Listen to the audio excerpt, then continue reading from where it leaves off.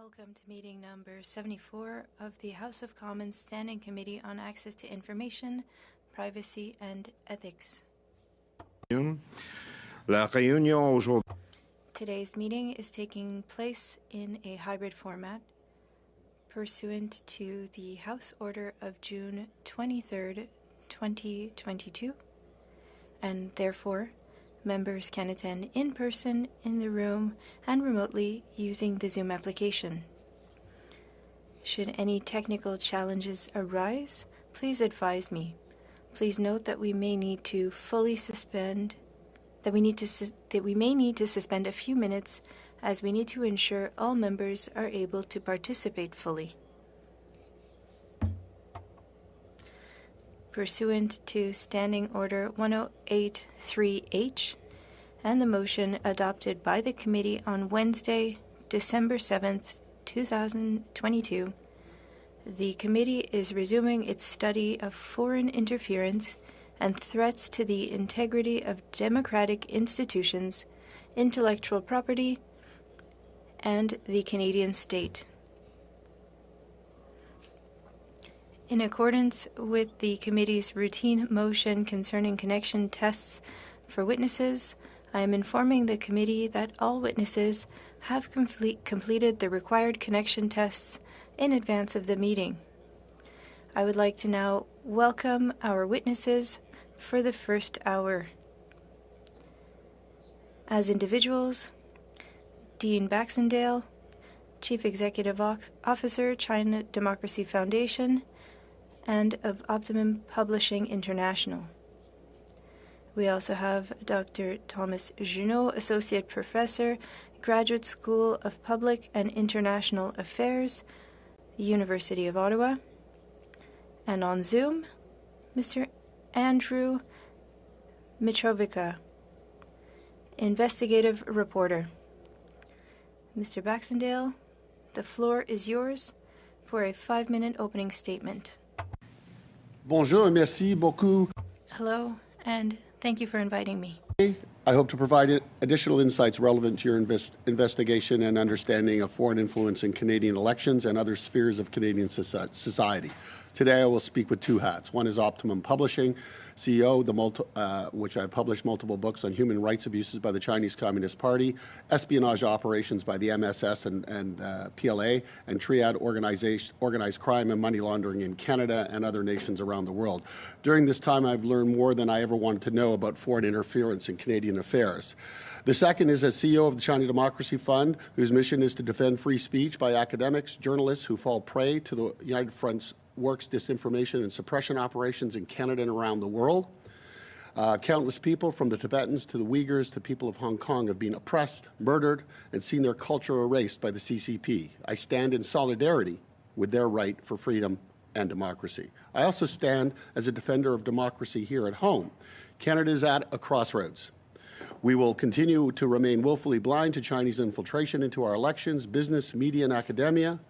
Will we continue to abandon our fellow citizens in the Chinese diaspora to the threats, intimidation, and manipulation, also known as transnational repression? I put to you that we must exercise option 2. If we do not, we risk becoming a captive state, losing our sovereignty and our ability to make decisions in the best interests of our citizens. Today, I'm going to talk about one of the most important threats and tactics used by the CCP called elite capture.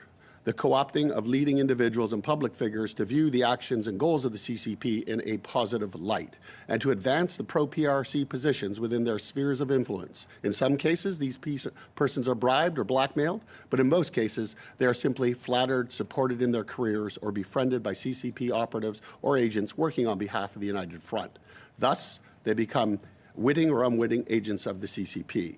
Targets for elite capture fall into 3 categories: already friends, those who are neutral and could be positively predisposed towards the PRC, and then enemies of the state, which would include people like Aaron O'Toole and the suppression operation that was conducted against the Conservatives in the last election. Former Minister and Ambassador to China John McCallum became a poster child for the regime, a dream politician who was successfully co-opted by the CCP. Like many, he fell victim to their special treatment and ultimately came to believe that he was a chosen emissary, and only he could best relate the goals and objectives of the regime in diplomatic circles here in Canada. This was illustrated in Hidden Hand, published by Optimum. If we cast our mind back to the 80s, it's easy to see how Western elites were taken in. Over two decades prior, U.S. President Richard Nixon famously visited China as part of an effort to engage the country and make it an ally. The West had a bigger enemy, the former Soviet Union. China was seen both as an economic and geopolitical opportunity. Western leaders either failed to see or willfully ignored the fact that China had its own agenda, deployed not through military might, but through propaganda, economics, and soft power. Carolyn Bartholomew, the chair of the powerful U.S.-China Security and Review Commission in D.C., said they sold us on win-win, and many in the business and academic leaders believed China would reform its treatment of religious and ethnic minorities and liberalize their country and embrace democracy. This was the prevailing academic theory. Apparently naively, they believed the CCP would indeed reform and embrace the ideals of a progressive democracy.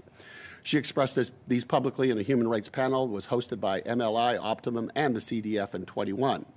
But if elites were blind, intelligence agencies were not. Starting in the 90s, CSIS had identified the threats, but the Americans began their own operational investigations. Operation Dragonlord, an American operation focused not only on the U.S., but Canada and Australia. Dragonlord was a multifaceted agency probe by the U.S. intelligence agencies in the late 1990s. These investigated in part in response to the work conducted by the RCMP and CSIS here in Canada. Gary Clement, Brian McAdam, Michel Juneau-Katsuya, as well as countless other intelligence agencies were investigating and writing countless reports on the nexus between organized crime, Chinese business tycoons, and the PLA-MSS operations in Canada. The executive brief was obtained by Optimum authors Ina Mitchell and Scott McGregor from a former federal and provincial government lawyer. The U.S. was concerned about national security and the threat emanating directly from Canada. Much later, agencies in Canada identified these linkages and determined that Vancouver had become the North American headquarters for infiltration operations by the Chinese Communist Party. As part of my testimony today, I've submitted the first page of Operation Dragonlord memo. It identifies FBI and NSA case numbers. They were investigating the relationship between the Canadian business leaders Paul Desmarais, Peter Monk, former Prime Minister Jean Chrétien, and the Canada-China Business Council, the China International Trade and Investment Corporation, and known heroin kingpin Lo Hisang Han and arms dealer Robert Kwa. Mr. Baxendale, we're over the 5 minutes. I'm sure that many of the issues that you still had can get addressed during questions and answers. Mr. Juneau, I invite you to address the committee for 5 minutes, sir. Go ahead, please. Thank you.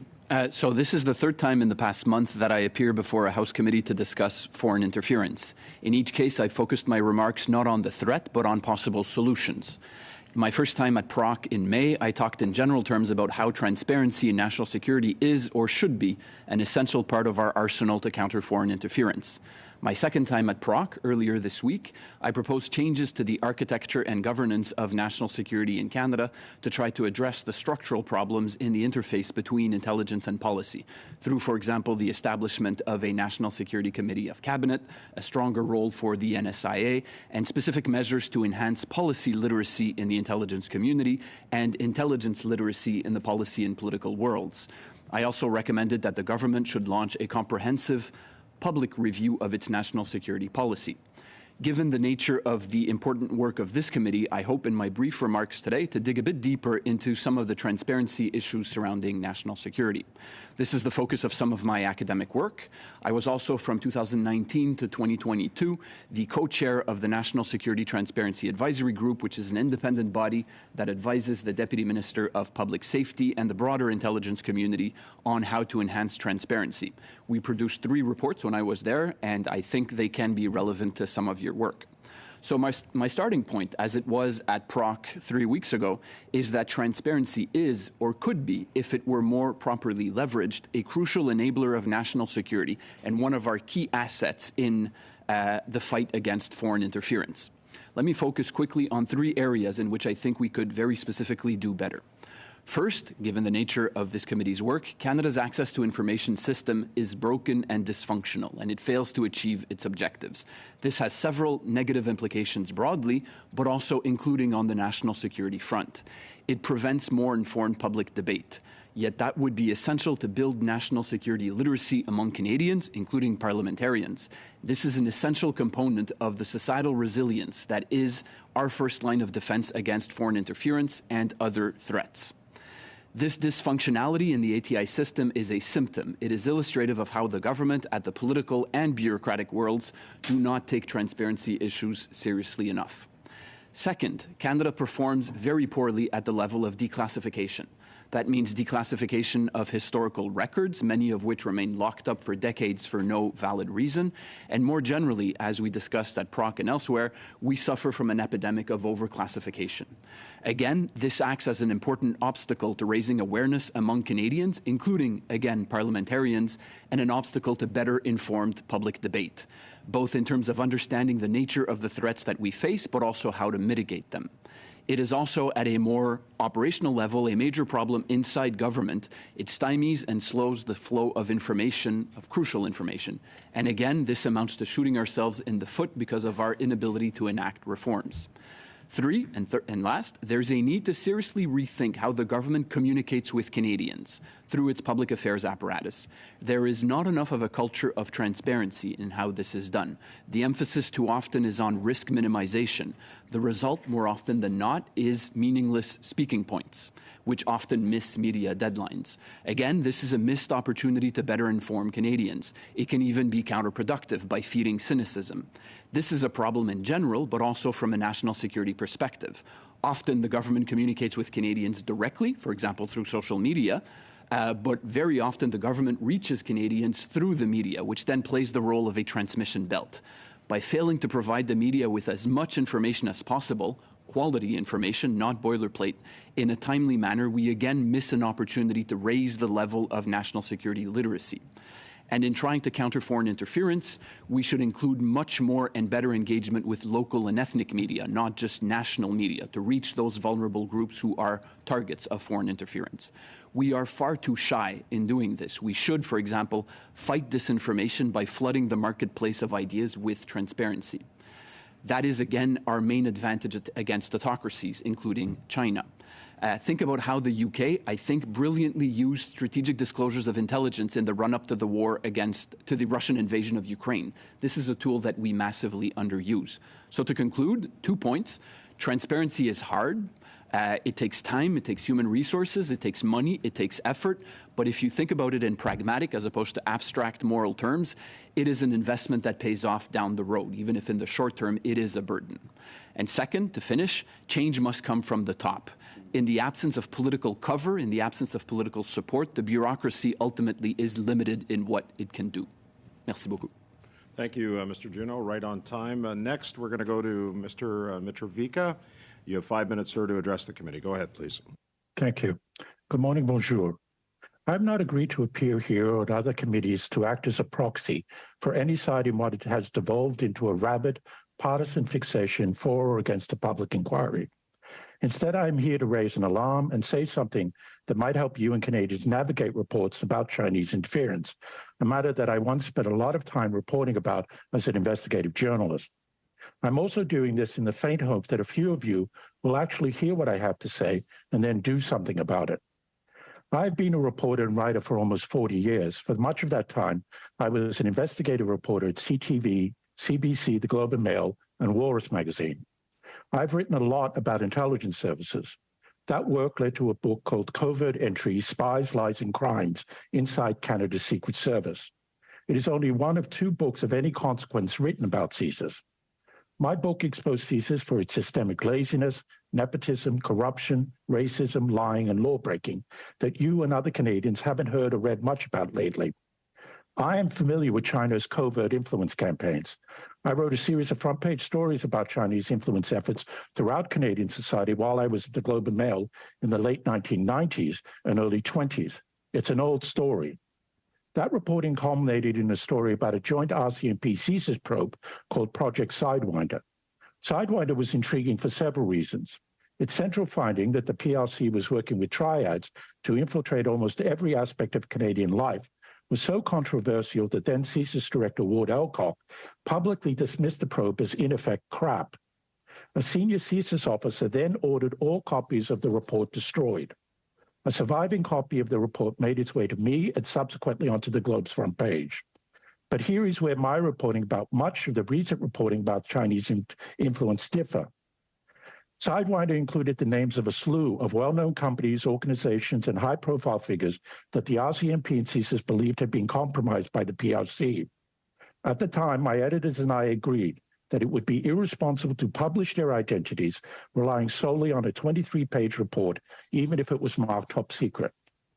Here's the other reason why I have agreed to appear.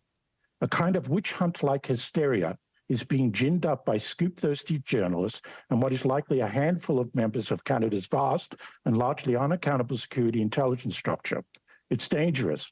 People's reputations and livelihoods are being damaged. Loyal Canadians of Chinese descent, including one of your colleagues, are being tarred as disloyal to the Maple Leaf. The special rapporteur found that Global TV's egregious allegation about Mr. Hang Dong was categorically false. But Mr. Dong, unfortunately, is not alone. CSIS officers have even accused veteran police officers who have risked their lives to protect the communities and countries they have served honorably for decades of being compromised by the PRC as well. It is shameful, and this and every other committee examining this matter are duty-bound by decency and fairness to finally hold CSIS officers to account for smearing Canadians because of their phantom ties to China. I provided this committee with a copy of a just-published 1,800-word column I wrote that exposes the horror that two brave police officers and proud Canadians have had to endure at the inept hands of CSIS for the past 3 years. I urge you to read it. If you do, you will understand the deep damage CSIS has done to Paul McNamara, an ex-Vancouver police undercover officer, and Peter Merrifield, a serving RCMP officer, and their families. It smacks of guilt by association that makes the innocent appear guilty. What happened to Paul McNamara and Peter Merrifield is evidence that, one, in 2020, a federal court judge ruled that CSIS has, quote, a degree of institutional disregard for, or at the very least, a cavalier institutional approach to, the duty of candor and, regrettably, the rule of law. In other words, CSIS lies and it breaks the law. And two, in February of this year, INSERA issued a report that found that CSIS fails to consider the damage it routinely does to the lives of Canadians and families and their families it targets. That's why I'm urging this committee and every other committee examining this matter to invite Mr. McNamara and Mr. Merrifield to be witnesses so they can tell you directly about the profound human consequences when CSIS gets it so wrong. If you won't listen to me, then listen to these two wronged police officers who deserve to be heard. Thank you. Thank you, Mr. Mitrovica. Thank you all for your opening statements. We're going to go to our questioning now, our 6-minute round, and I will, for the purposes of the witnesses, members of committee have a finite amount of time, lots of questions to be asking about this issue, so if you can keep your answers succinct, we can get more questions and more answers in. And if they do cut you off, it's not that they're rude. They're just aware of that time. So, Mr. Barrett, you have 6 minutes. Go ahead, please. Thanks, Chair. Mr. Baxendale, you've published several books about Beijing's connections to organized crime and influence operations here in Canada. Have there been repercussions for you personally or for the company for publishing these books? Absolutely. I've been targeted by the MSS for the better part since I started on this journey a number of years ago. Absolute articles, editorials directed at both me, my authors. Of course, I work with some of the most prominent people in the world, from Benedict Rogers to Dole Kanisa, obviously Sam Cooper, who is just being discredited by the last witness, and many others who have deep knowledge and understanding of what has been going on here in Canada. So yes, I've been a target, and all of my authors are. We've heard shocking testimony at this committee about Beijing's treatment of diaspora communities here in Canada. Are you able to offer any context or based on your experience of that? Absolutely. I work very, very closely with the China diaspora communities, the Uyghurs, the Tibetans here in Canada, around the world.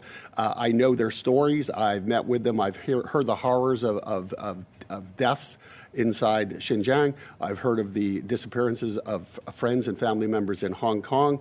And the China diaspora community, who are loyal to democracy and freedom, are sick and tired of listening to politicians and others espouse the virtues of our great relationship with China, and that we should continue on based on the economic opportunities with China. So they're very upset, and they expressed that to me, and there are voices in my upcoming book as well. Have you read the Johnston report? I've read parts of the Johnston report, and I find it interesting, but I do think that both the PMO and CSIS Brass did not provide the actual readout from the meeting with Han Dong. Does it amount to a whitewash? I can't say that. I think Mr. Johnson is working in the best interest of trying to bring transparency and process to a very complex issue. Do I think that he is a rapporteur, is in a strong position to speak objectively on the issues and arbitrate? The answer to that is I believe it's difficult given his ties to China. Based on his ties to China, do you think that that Mr. Johnston's been the subject of elite capture? I think Mr. Johnson, over his 40-year career, has had a positive predisposition to China and the PRC, in hopes that we could establish economic opportunities and gains for all Canadians, to which I believe they fully subscribed and believed. We have seen that kind of approach as being certainly naive, and it's certainly being countered with countless reports in the United States and the UK and even here in Canada. Based on your reading of the Johnston report, based on the research that you've done and the folks, as you've mentioned, in the diaspora community that you've met with before, before the report and up to this point, do you think that there should be a full public inquiry? Absolutely. This is our national security. The future of democracy is at stake. We need to really investigate and understand it from all different levels. So absolutely a full inquiry should be called. Are you familiar with the remarks that the question of privilege that Erin O'Toole raised in Parliament a few days ago? Yes.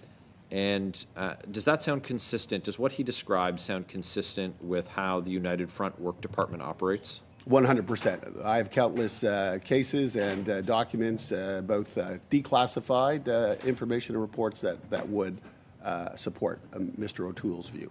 Well, why would Mr. Johnston have written that in his report that the claims about Mr. O'Toole were hard to believe?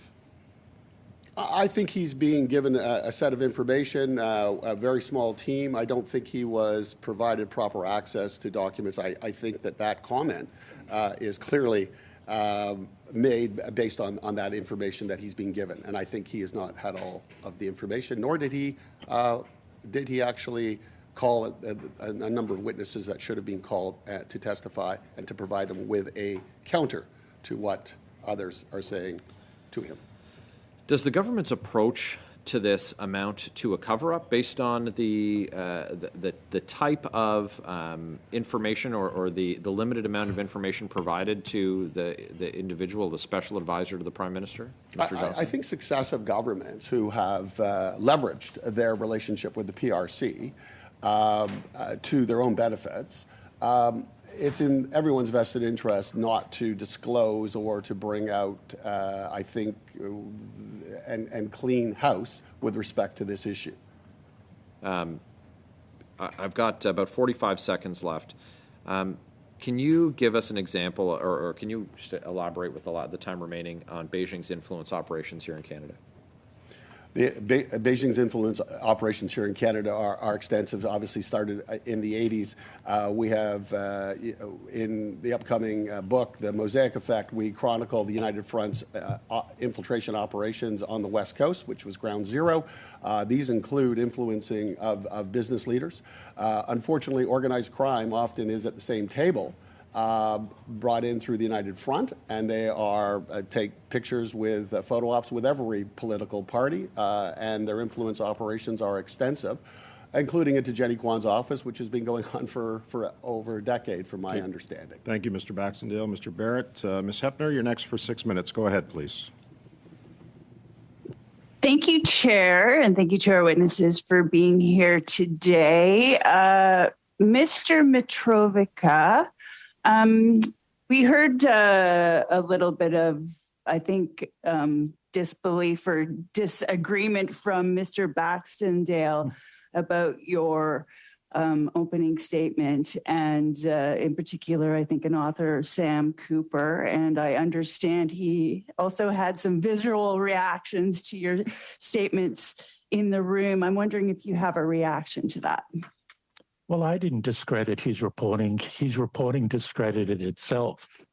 I'm also astonished to hear the panelist and a Conservative member of Parliament actually suggest that the former Governor-General has somehow been compromised by the PRC.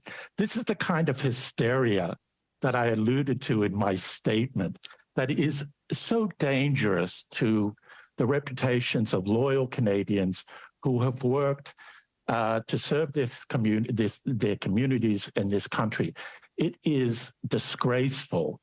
And I hope that reasonable members of Parliament on this committee just don't accept and reject outright those kind of slimy allegations against loyal Canadians. And this is what I have written about and cautioned and warned not only members of this committee, but other committees and Canadians more generally, just to really reject these kind of insinuations that began in 2010 with Richard Fadden and his testimony or a speech that he gave at the time that was discredited, but ironically, by the Globe and Mail, who called his remarks foolish and reckless, and that he had to walk back later on. So I'm just astonished that a Conservative member of Parliament would infer that the former Governor-General of Canada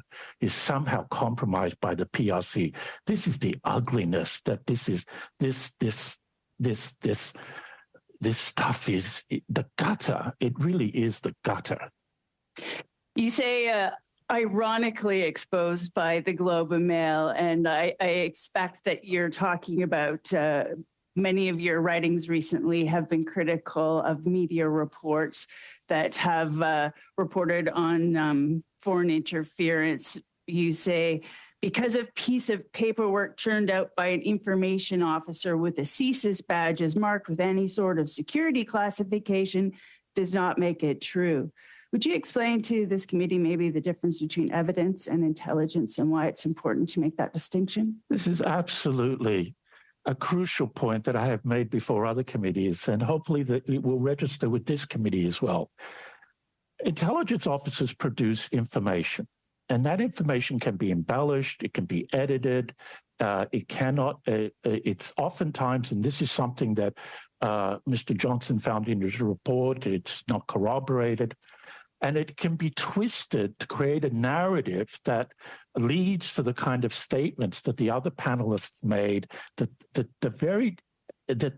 Chinese influence poses an existential threat to Canadian democracy. This is the kind of hyperbole that really reasonable people, serious people, kind of reject. Let me give you an example of what I'm saying. And this might be of interest to the Conservative members of Parliament who have not asked me a question about any of these matters in the 3 appearances that I've made before Proc and this committee. Now, during his tenure as Prime Minister, Stephen Harper visited China 3 times. He negotiated FIPA, which is the largest bilateral trade deal since NAFTA, which was a trilateral trade deal, okay? He also negotiated a customs intelligence exchange program with China. Now, if I were a CSIS officer, a conspiracy theory CSIS officer, or a writer for the other panelists, I could connect those dots and create a narrative that Mr. Harper was somehow compromised by the PRC. Of course, that is an outrageous allegation, because I have more respect for Mr. Harper's, even though I don't agree, and I've written critically about him, I have respect for the commitment that he's made to this country. And so this is how information can be distorted to create a narrative, and it is not evidence. It is not tested. And this is the problem that has occurred with the media. They're taking bits of information that have been leaked to them out of context, and this is what Mr. Johnson makes, and I think he makes a reasonable point, because unlike the other panelists, he's a serious man who is approaching this subject matter seriously, and he made the point that the media reports are based on questionable information that has been taken out of context. Let me go back to finally. I know you've got 3 seconds, sir. Okay, please hear me. Invite Mr. McNamara and Mr. Merrifield, an RCMP officer and the Vancouver Police Department undercover officer, to appear here. Thank you, Mr. Mitrovica. We just for the committee's benefit, we have received correspondence from both the gentlemen that he referred to. It's in translation, and it will be distributed as soon as it's translated. So, Monsieur Villemure, vous avez... Monsieur Villemure, you have 6 minutes, please.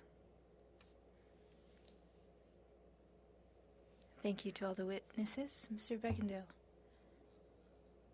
you mentioned multiple times, Baxendale rather, you stated that heads of state were influenced by different countries, and today we're talking about China. There was the agreement in 2013, a military agreement, 2014, commercial reciprocity, but you mentioned the Memorandum of Understanding between Canada and China. Can you tell us more about that, please? Yes, under the Harper government, a number of MOUs were entered into directly with the RCMP. This allowed some 25 agents of Chinese Communist, well, we'll call them policing agents, to enter the country to look at repatriating supposed criminals from Canada, to which a number were deported during that period of time of about 290, as well as 2,900 citizens were influenced, shall we say, or it was suggested it would be in their best interest if they came back to China because some of their family members were being threatened by the regime. So the MOUs, which exist and are reported within our book upcoming, I think these speak for themselves very, very, very clearly. Are these memoranda the start of Chinese police offices in Canada?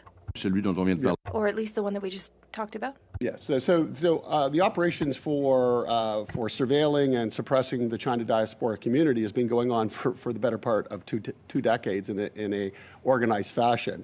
And so this continues today. The police stations, which we were very aware of, the first test cases started in South Africa, where they rolled out operations within Cape Town. So this is a global phenomenon, as we know. In the United States recently, the U.S. actually charged a Chinese police officer in New York with respect to their suppression. That person was trained, by the way, at the British Columbia Institute of Justice, along with many other PRC police officers who are now working around the world, understanding Canadian and U.S. Policing techniques and using those effectively to then engage citizens to which the Chinese Communist Party wishes to suppress. Can you tell us more about Operation Dragon Lord? Very simply, it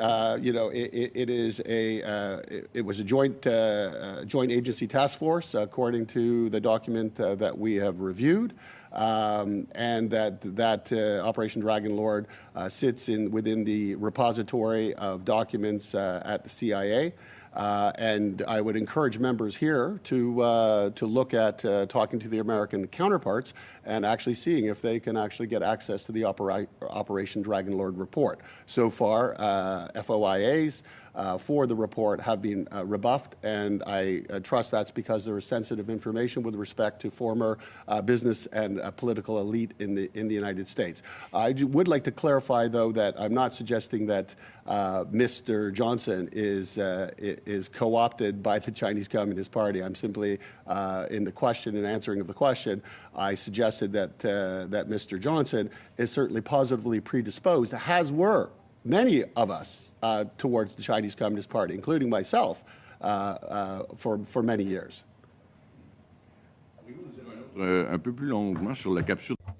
Can you tell us more as well on elite capture, please? So elite capture, which is a process that the Chinese Communist Party deploys through its United Front Works Department, which has 44,000 employees around the world.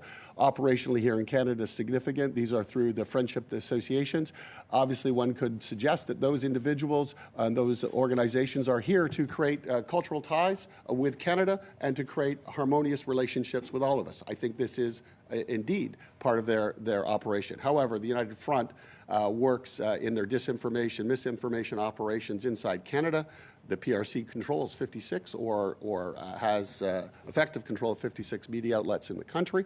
And elite capture is done in a number of different ways. In most cases, it is aligning personal interests with that of a positive relationship, win-win for Canada and with the PRC. Do you believe that Operation Dragon Lord was taken seriously enough by Canadian authorities? Well, first of all, Operation Dragon Lord was not known to Canadian authorities until we broke it in Washington with the CBC in March of this year. Once again, I have no reason to believe that Operation Dragon Lord, or whatever form it is in today, has continued on. Canadian politicians and business leaders and their ties with China have been continued to be surveilled by U.S. intelligence agencies continuously because of the potential national security threat to the United States and to the Five Eyes. Do you believe that prime ministers over the last 30 years were all approached or influenced by China, or at least attempted to be influenced? I think, as Michel Junot made clear after the break of the Operation Dragon Lord, which he confirmed that such investigations were taking place, that he stated that every prime minister has been influenced by the PRC over the past 40 years and have been in one way or another compromised by people who are close to the Prime Minister or within the apparatus of government. Thank you. Merci, merci, Monsieur. Thank you, Monsieur Villemure. Baxendale. The prochaine intervention. Our next question from Mr. Green. You have 6 minutes. Go ahead, please. Thank you very much, and thank you to the witnesses who are present here today.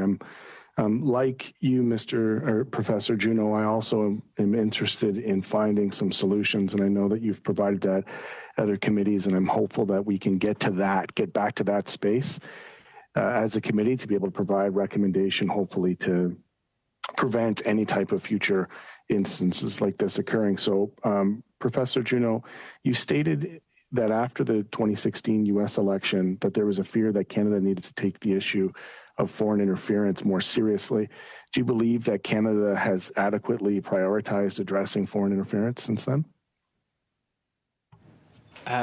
I think that the country as a whole does not take foreign interference seriously enough. That's something that I said, including, I think, when you were there in a couple other committees, including the Canada-China one a while back.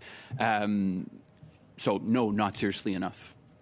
And in a CBC article, you stated that the existing critical election incident public protocol is problematic. Can you describe why the protocol is problematic?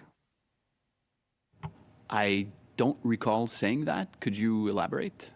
It was a CBC article that we had flagged talking about the CEIPP. Are you familiar with the critical election incident protocol? I am. I'm not sure what I said in saying that it is problematic. I have said that it should be more transparent in its work, but that the basic idea of the protocol, I think, is correct, is appropriate. Okay. So in your opinion, what would be the ideal solution for determining whether interference in an election had occurred and whether the public should be notified? I remember which article you're referring to. One thing that I did say was the issue of a threshold. The current system indicates that above a certain threshold, a panel of deputy ministers and senior public service officials would then speak out on an issue of interference. There is a tension here in the sense that for unelected public officials to make a public statement in the context of an electoral campaign about something as sensitive as this is uncomfortable, and I think nobody should find that this is an ideal solution. That being said, I do think that the system as a whole of the protocol and the task force is the right one. What I did say in that article was that there should be more transparency, not only about the nature of the system, what are the criteria, what is the threshold above which there is a public intervention, and that overall, even below the threshold, even if it has to be after the election, there should be more transparency about it. Professor, we're in a minority government, and we've had 2 elections over the last 3 years. What message would you want to give those responsible for free and fair elections in Canada about the urgency on a move forward basis? What would be your kind of immediate steps to help us safeguard not just the electoral process, but also the public's confidence in the electoral process? It's a good question. I think that a number of steps, and I'm going to sound like a broken record, but more transparency on the part of the government at the political level, but also at the bureaucratic level, to better communicate with Canadians what the nature of the threat is and what is being done to mitigate that threat. I think that when the information comes from the political level, of course, there's always an issue of trust, that it will be perceived, often rightly, by many Canadians as being politicized, and that is part of the challenge. That's why some of the information has to come from the bureaucratic side. But when that happens, the challenge is that it can be perceived by some as interference, for lack of a better word, in an electoral campaign by security services, which is not something that is ideal either. That being said, I think that right now the debate on these issues is very polarized, as if anything we're seeing today, where on the one hand, some people, I think, make exaggerated statements on Canada, the survival of Canada's democracy being at stake, which I don't think is the case. But on the other side, you have other statements whereby the threat of foreign interference is dismissed, which I think underestimates the threat. So there is a need on the part, I think, of government officials to be much more transparent, to provide a balanced view of, yes, there's a problem, it's a real problem, but being as accurate and balanced as possible. Have you contemplated, because you've talked about transparency a lot, and I appreciate your message discipline on that topic, but you also referenced ways in which we could be mitigating this. And I'm keenly interested if you've contemplated from your perspective things administratively, legally, from a security standpoint, from a social standpoint, beyond the transparency, because the transparency tells me that the action's already underway and has happened. How do we safeguard against it? Do you have any opinion on that?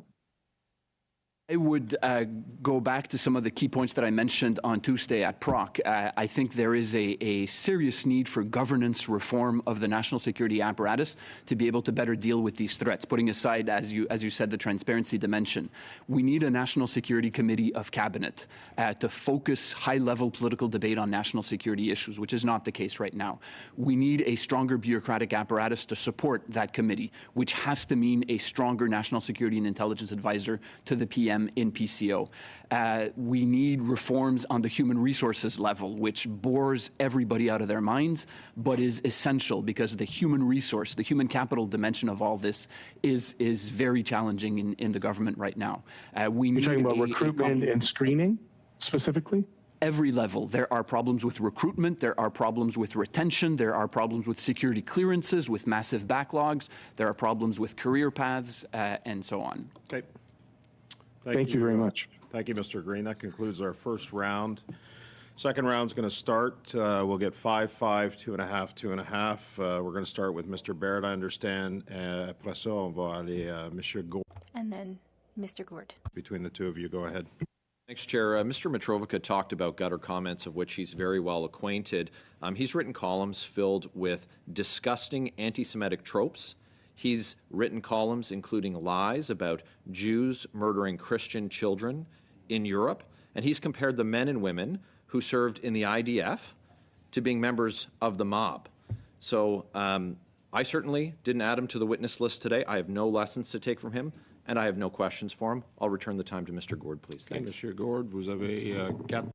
Mr. Gord, you have 4 minutes and 4 seconds. Thank you, Mr. Chair. My question is for all the witnesses. Many witnesses, and some from this morning, that there is political interference and has been for at least 30 years. And we're focused on interference during an election period. And the Canadian government was in a weakened state. There are fewer services to MPs during that time, and ministers have limited access and limited capacities. So Canada is weakened for about 30 to 40 days, and I think that actors of foreign interference are well aware of that, and they benefited from that. Election laws in Canada are there to protect Canadians against irregularities, but it doesn't protect against international efforts against Canada.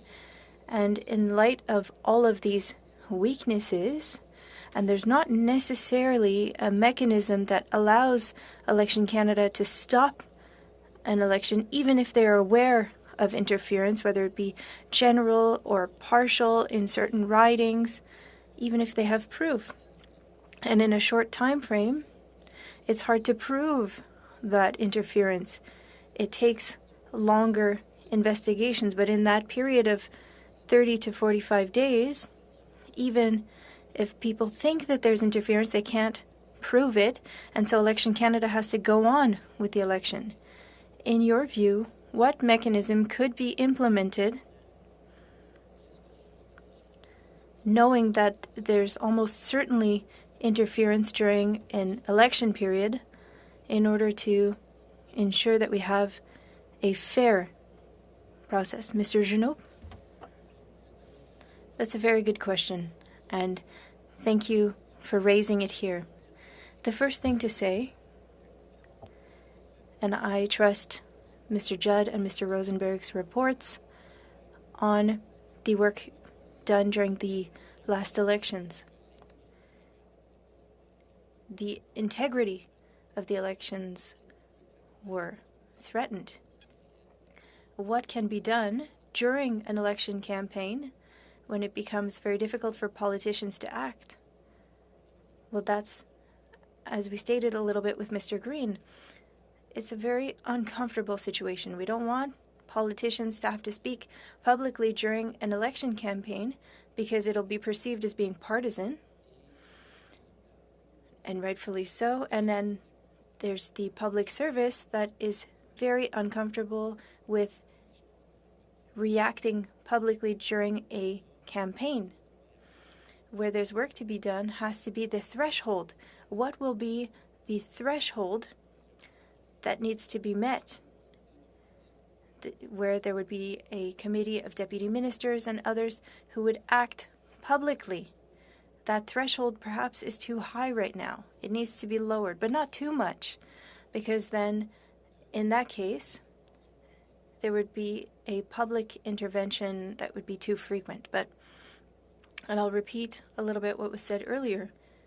Canadians need to understand better how the system works, why things are done in a certain way, and that requires awareness raising, and it needs to include MPs who are not currently sufficiently informed to act as spokespersons as well.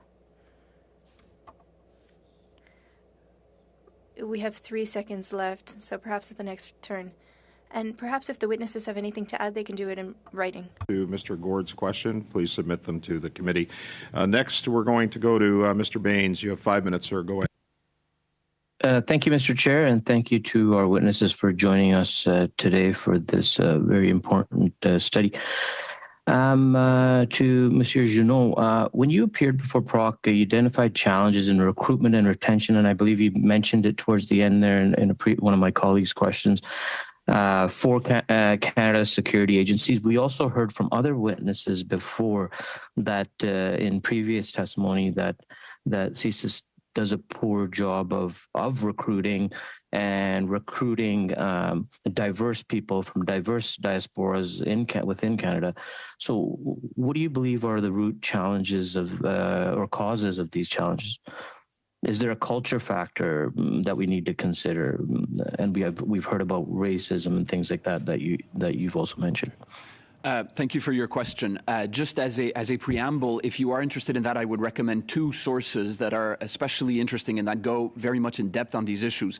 NSI COP's annual report, and I'm not sure that I get the year correct. I think it might be 2019, but it may not be that year, has a full chapter on diversity in the intelligence community, and it is very well done. It is one of the best things I've read on that issue from any source, academic, government, or otherwise. And the second source is the National Security Transparency Advisory Group, which I used to co-chair, which I mentioned in my remarks. Our 3rd annual report, published just about a year ago now, focused very much on engagement by the intelligence community with minority communities in Canada to tackle very much in detail the issues that you raised.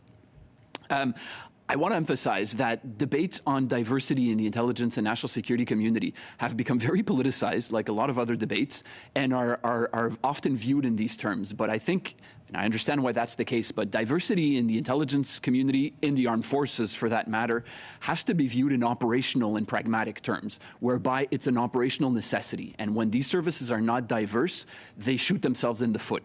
They close off large sectors of the population from recruitment.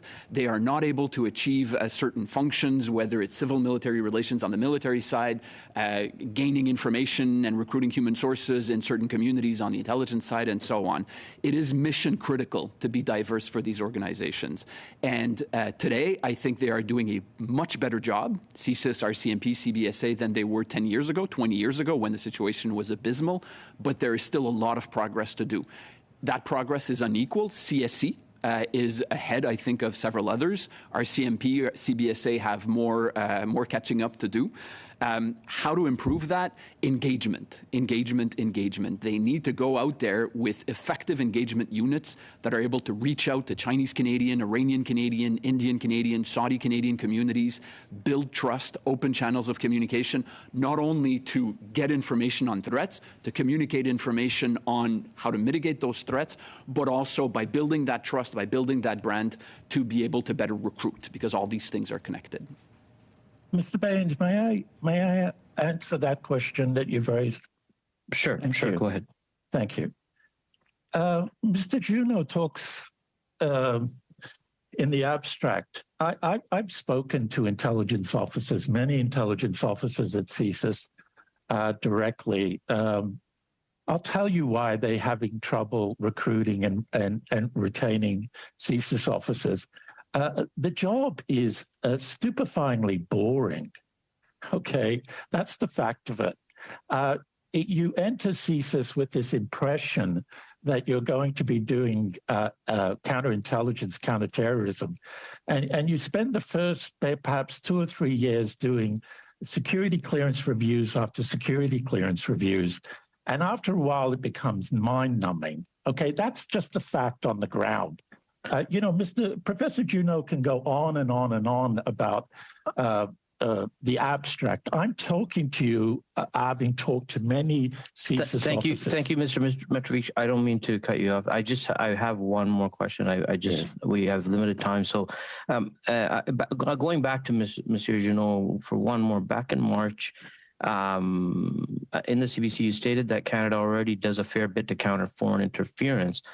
but I do think that we can do more. Can you expand on what should the government do? So I think that if I have the right article that you're referring to, I was responding to a comment whereby somebody said the government does nothing to counter foreign interference, which I thought was just nonsense. The government does things. I think it should do a lot more. It's just to say the nothing part is nonsense. Concretely, what should it do more? I think it goes at every level. It goes at the political level in terms of taking it more seriously, more resources, more, basically everything I said in the previous question. I think I have to. Thank you, Mr. Juneau, for recognizing that. Monsieur Villemure, 2 minutes et demi, s'il vous plaît. Monsieur Villemure, 2.5 minutes. Thank you, Mr. Chair. 2.5 minutes, that's not a lot of time.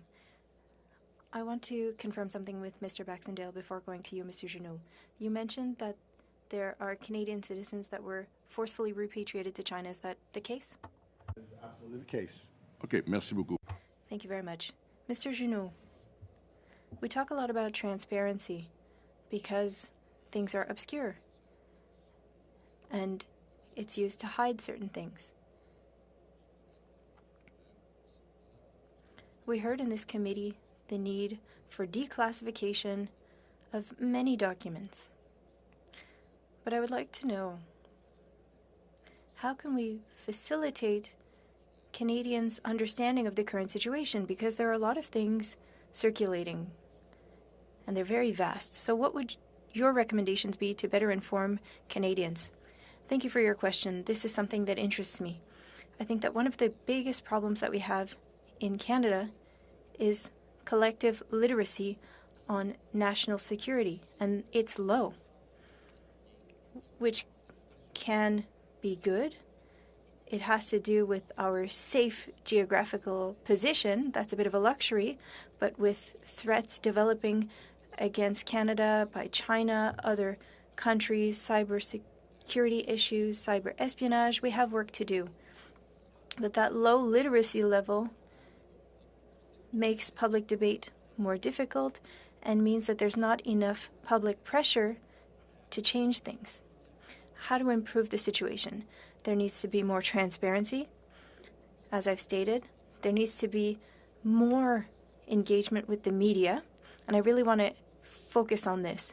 The government, politically and bureaucratically, needs to do more in communicating quality information to the media, national media, local media, and that's not being done very well. Microphone. That's a good point. If there's a lack of literacy, it causes a problem, doesn't it? And we're dealing with the chicken and the egg here. And the best tool against disinformation is information. In a democracy, that is our strength against autocracies that are built on lies. And so we need to flood the market with transparency and quality information. Thank you, Mr. Juneau. Thank you, Mr. Villemure. Mr. Green, finally, 2.5 minutes. Thank you, Mr. Chair. Mr. Chair, I'd have to say that in my time on these committees, I'm not quite sure that I've witnessed the type of attack on a witness that I've witnessed here today. And I think out of courtesy, I'm going to provide Mr. Mitrovica the opportunity to respond to what I could only say was a fairly defamatory attack on his character.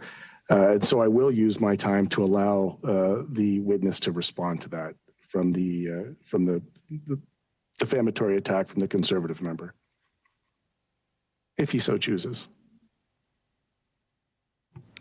You're on mute, Mr. Mitrovica. One has to consider the source, so I'll leave it at that. I just want to ask the committee to listen to what I had to say. Invite Paul McNamara here. Invite Peter Merrifield here. Okay, I got 1 more minute left. We do have that on the record. We don't need to repeat it on the record. Okay. Let me go back to the question you stated that sorry, sir. Hang on, Mr. Green, your time. Go ahead, sir. Mr. Green. Thank you. You stated that the media coverage of China's foreign interference is hypocritical, given Canada's history on foreign interference. Can you expand on this? You're asking me? Yes, sir. Well, it's hypocritical because I think that I made mention of this in an article when Chrystia Freeland stood beside Herbaus, the former president of Brazil, and tried to overthrow a duly elected government in Venezuela. And the columnists and reporters in Canada praised her for injecting Canada directly into the sovereignty of a sovereign country. And so when we do it, it's to be applauded. When another bad actor does it, it's to be condemned. So there is a inherent democracy, a hypocrisy in that attitude that I think needs to be at least acknowledged, although it's not going to be accepted by, I suspect, several members of this committee. Okay, thank you, Mr. Mitrovica. Thank you, Mr. Green. That concludes our first panel. I want to thank all our witnesses for appearing today on behalf of the committee and on behalf of Canadians. We're going to suspend for a couple of minutes to set up for our next panel. We'll be back likely in 5. Resuming our meeting with our second panel, I'd like to now welcome our witnesses for the second hour today. As individuals, we've got Dr. Dyane Adam, the former vice chair of the Pierre-Elliott Trudeau Foundation Board of Directors. We've got Dr. Ginger Gibson, who's a director of the Firelight Group, and Madeleine Redfern. And Dr. Gibson, I see, is on Zoom. Dr. Adam, the floor is yours for a 5-minute opening statement. Please go ahead. Thank you. Thank you very much. Returning to testify before a parliamentary committee brings back fond memories of my time on Parliament Hill, not as a member of Parliament, of course, but as an officer of Parliament, most notably as Commissioner of Official Languages, a position that I held from 1999 to 2006. This morning, I'm going to devote these few minutes of introduction allotted to me to present a brief history of my involvement with the Trudeau Foundation. I've been involved with the Foundation since 2008, when I joined the Foundation community as a mentor to 2 PhD students who are now full professors at Quebec universities. I then continued my involvement with the Foundation's Alumni Society, serving as the Society's vice president until 2015. The Trudeau Foundation then approached me to participate in the selection committee for the new president and CEO in 2018, then chaired by Board Chair John McCall-McBain. The committee's successful candidate was Pascal Fournier, who I think you've already met. I subsequently had the privilege of participating in the advisory committee for the revision of the strategic plan chaired by Ms. Fournier. The results of this colossal exercise led by the new CEO across the country has truly refocused the Foundation's programs and operations on a completely new path centered, among other things, on committed leadership, diversity, and inclusion. In May 2020, I was invited to join the board of directors by then-chair Patrick Pichette, and subsequently appointed vice chair of the board in March 2021, as well as a member of the Foundation's executive committee. I also sat on the Strategic Advisory Committee responsible for choosing the scientific cycles, language, culture and identity for the 2021 cohort, world economies for the 2022 cohort, and the future of foreign policy for the 2023 cohort.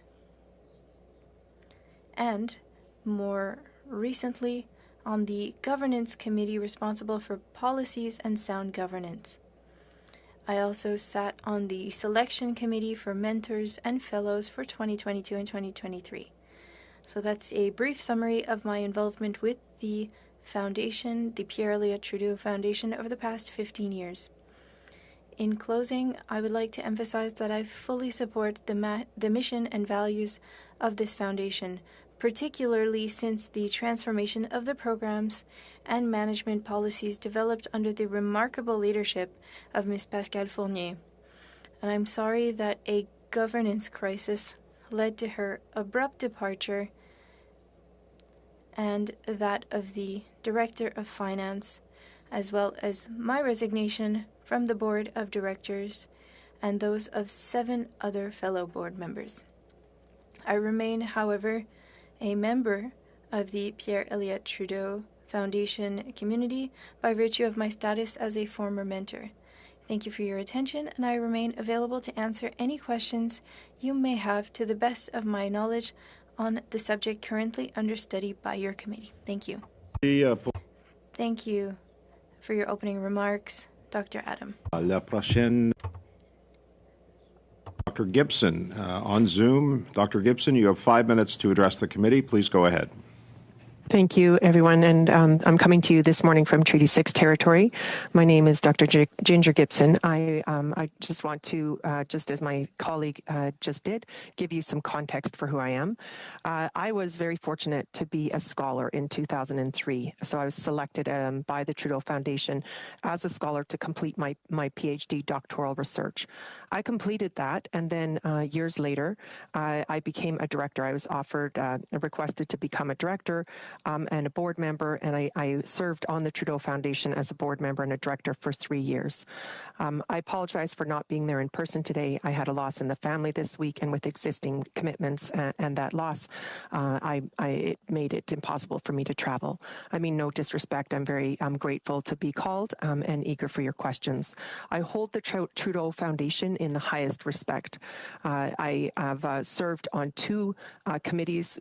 I served on 2 of the student selection committees for the past 2 years. In 2022, 2021, I was on the panel that selected the scholars that would be studying and receiving scholarships for those years.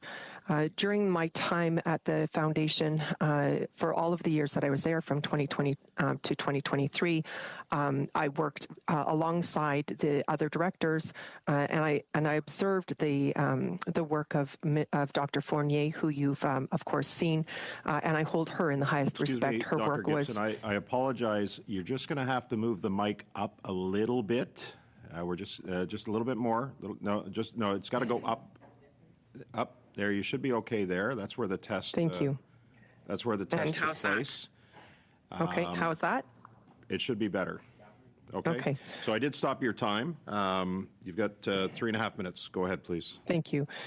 So I did serve on those 2 panels and selected scholars from across Canada and elsewhere. The foundation is quite remarkable. The work of the foundation is amazing, and I want to comment on the leadership of Dr. Fournier, who led the foundation as the president and brought in a scientific cycle that was unique and allowed us to bring forward and celebrate PhD and doctoral students from across Canada and worldwide that are going to serve this country. All of the people who were selected in my cohort are now leaders across the country, and I expect the same of the scholars that will be being selected now. I saw no concerns in governance or leadership while Dr. Fournier was serving, and I do consider that there has been some effort to just create some sort of sense that she was not leading well. This was not the case in my experience. I left the foundation at the same time as Dyane Adam and the other 7 colleagues that were involved. I also was involved in attempting to bring a motion forward to have conflict of interest declared of directors. And when I found that there was no path through and a governance tangle and entanglement, I resigned. That's the end of my statement. Thank you very much. I'm looking forward to your questions. Okay, thank you, Dr. Gibson. And I'd like to express on behalf of the committee our sincere condolences for your loss this week. and we do appreciate you being here under these circumstances, so thank you. Next, we have Madeleine Redfern. You have 5 minutes to address the committee. Please go ahead. Good morning. My name is Madeleine Redfern.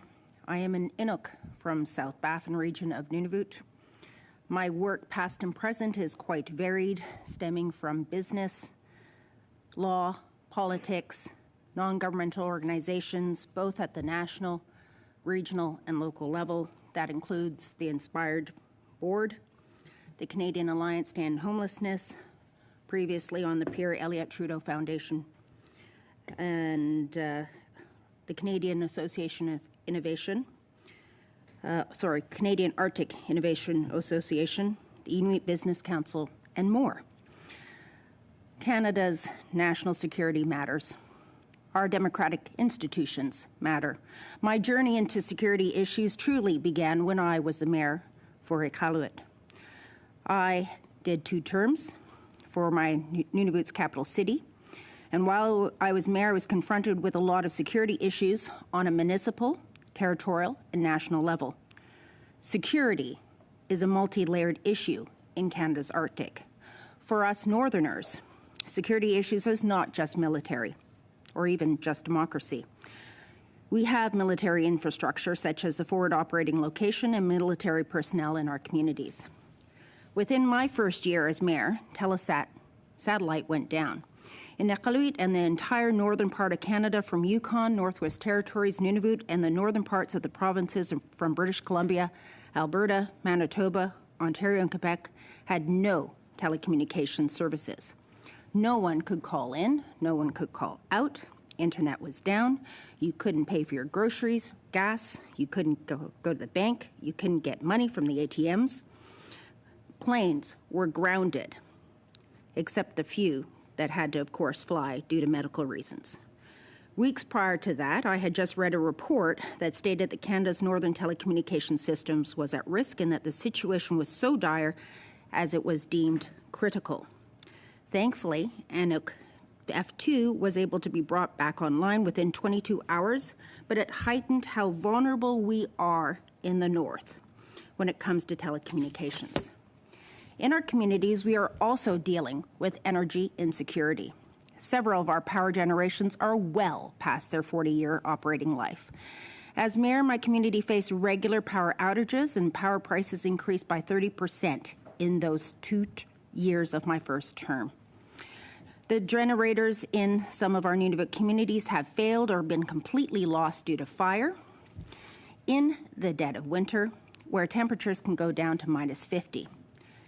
This happened to Pangertung when it burnt down to the ground in the spring, by your standards, still winter.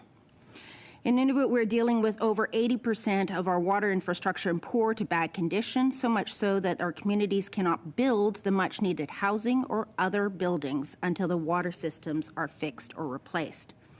My first water crisis happened in the first year of my term, when the water main broke in February. The city's senior administrative officer and the director of public works knocked on my door at 4 a.m. to inform me that despite best efforts for many hours, our staff and contractors were struggling to fix the broken pipe.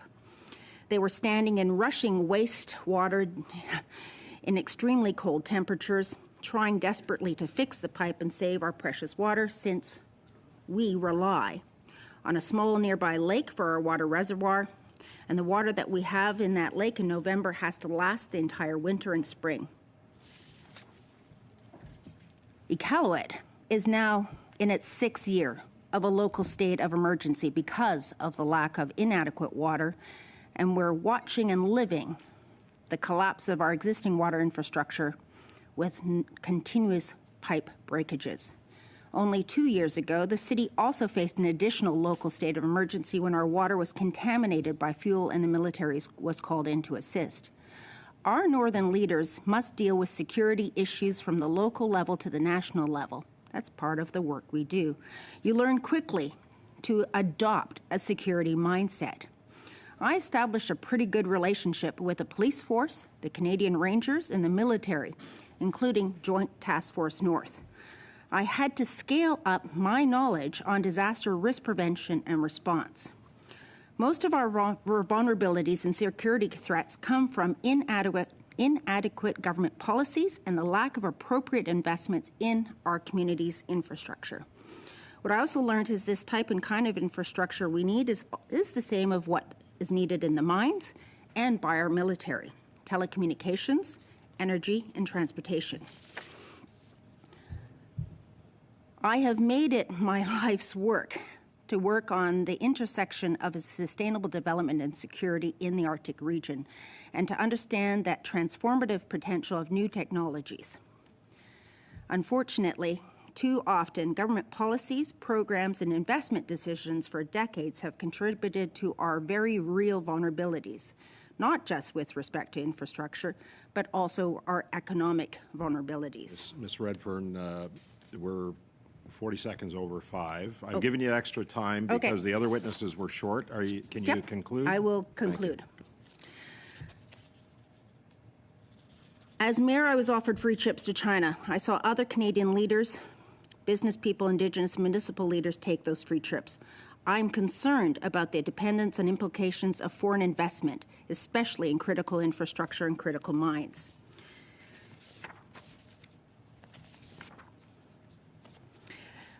There remains fundamental risk to Canada's Arctic security due to government policies, funding programs, and inadequate investments, often made by transient or distant bureaucracy that put our national security at risk, even at the local level. We must do better. Okay. We need Canada to invest and seek to develop an Arctic strategy that attracts Canadian private sector and pension funds investment to redirect the billions of dollars that are invested in China into our north. We are a good investment. Thank you, Ms. Redfern. One of the jobs I hate as committee chair is cutting people off, but we are dealing with a time crunch. For the benefit of the members, we're going to get through the first round. We should be able to get through 2 rounds of 5 and then 2.5, similar to the first panel. We're going to start with Mr. Barrett for 6 minutes. Go ahead, Mr. Barrett. Thanks, Chair. Thank you to the witnesses, the 3 witnesses who've joined us today. Appreciate that it's an imposition, accepting the invitation of a committee with all that life has to offer, and of course echo the Chair's sympathies to our witness who's joining us online. Dr. Adam, I'd like to ask you about the March 20th information meeting of the board, where Mr. Alexandre Trudeau spoke about the donation, the $140,000 donation. And I'd like to know if Mr. Trudeau indicated his knowledge that the Chinese Cultural Industry Association was involved in that donation.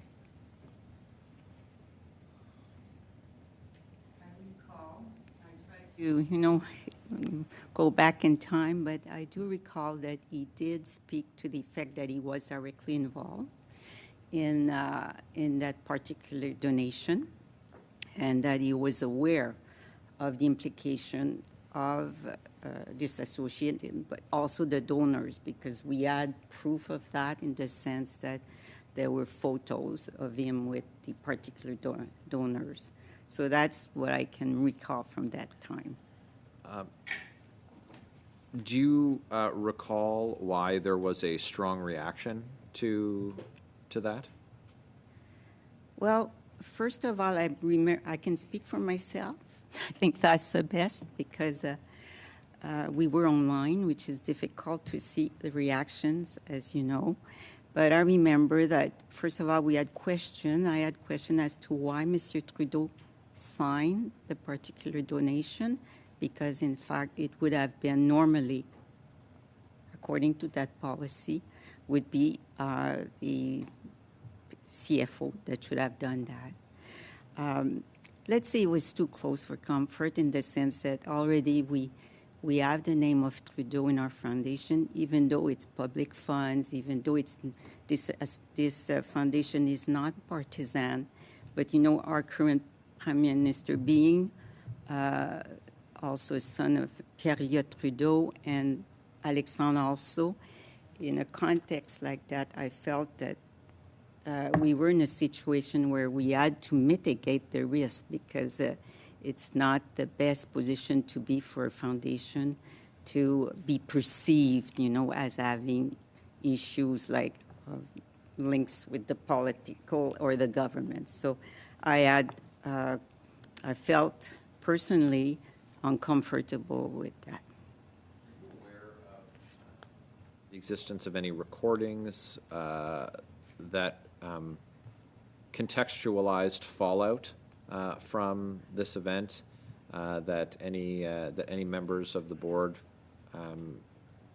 were in possession of? Recordings? Yeah, recordings. No. I'm not sure if that meeting was recorded, I must say. Recordings of conversations following the meeting? No. No. Okay. That meeting? No. Thank you. Were there issues raised about Mr. Alexandre Trudeau's vacations with the to the Aga Khan's private estate in the subsequent fallout or follow-ups that occurred with the board? At any meetings, this was never addressed. Okay. What part did Carolyn Lynn play during the fallout of the board, becoming aware of this reporting in the Globe and Mail? Okay, I can only say what I was told, Yep. okay, and also a couple of discussions I had with Mrs. Lynn, the CFO. Je vais parler en français, c'est peut-être un... I'll speak in French if that's all right. It'll be a little easier for me, a little more natural. I know that Miss Lynn and Pascal Fournier were trying to rebuild history by looking at past files and examining exchanges in emails regarding that donation and with people who were no longer employed at the foundation. They examined the communications, and I was informed as VP that there had been messages or emails stating that there had been directives coming from a Chinese entity that was more or less telling them who receipts needed to be made out to regarding that donation. I have about 30 seconds left. Would you say that the testimony of Ms. Lynn would be valuable if this committee were able to take it? Just a yes or no, if you could, please. Oui. Thank you very much. Oui. Yes, I believe so. Over several times over multiple meetings, it was decided that Misters Johnson, Salas, and McNiven should recuse themselves because they were in a conflict of interest. Is that correct? Yes. And did they recuse themselves? No. And why wouldn't they recuse themselves? Mr. Barrett? Faudrait leur demander. You'd have to ask them. Thank you. Okay, thank you, Mr. Barrett. Mr. Fergus, 6 minutes. Go ahead, please. Thank you, Mr. Chair. I would also like to thank the witnesses for being with us today. I would like to express my condolences to Dr. Gibson for that loss in her family. Mr. Chair, before I start my questions, I saw that Ms. Redfern had multiple pages that she wanted to share with us, and she didn't have enough time to do so. I would like to invite her to send it to the clerk so that we can read her comments in their entirety.